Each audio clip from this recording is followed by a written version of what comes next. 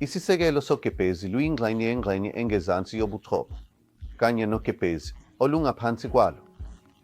Isisekelo sogebhezi sibaluleke kakhulu ngoba lapho kudlula khona umgogodla nezinye izakhiwo ezibalulekile ze-neurovascular. Ukuhlinzwa kwesisekelo sekhanda kuhlukaniswa kube ukuhlinzwa kwesisekelo sehlangothi kanye nokuhlinzwa kwesisekelo sangaphambili. Ekuzilungiseni kwesisekelo sehlangothi sibhekana namathumba endlebeni, ithambo le-temporal, kanye nengxenye eseduze yobuchopho.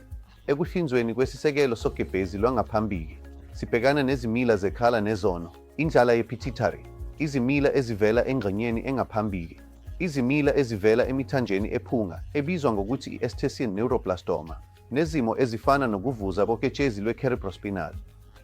Silawula izimila ezifana ne-acoustic neuroma, i-meningioma, i-cholesteatoma, izicubu zezinzwa zobuso, ukuphazamiseka kwemizwa yobuso, amathumba e-glomus, okubizwa ngokuthi i-paraganglioma.